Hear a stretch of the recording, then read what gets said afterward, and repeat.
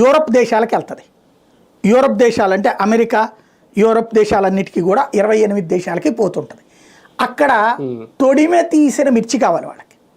తొడిమె తీసిన మిర్చి మీకు తెలుసో తెలీదో, గుంటూరులో దాదాపుగా 1,00,000 మంది రోజుకి ఇప్పుడు పనిచేస్తున్నారు తొడిమెను తీయడానికి. 20 రూపాయలు వాళ్ళకి కేజీకి ఇస్తారు. కేజీకి 20 రూపాయలు ఇస్తారు.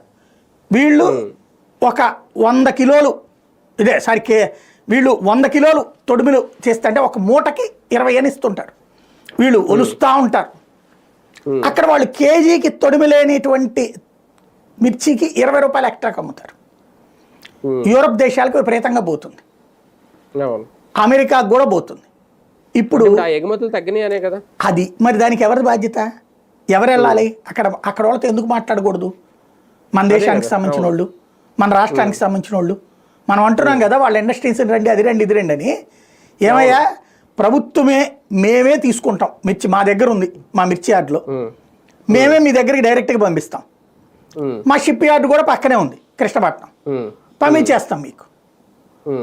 ప్రభుత్వంగా మీరు తీసేసుకుని మీరు అమ్ముకోండి, అక్కడ మీ వ్యాపారాలకు అమ్మండి అని చెప్పి అడగచ్చుగా.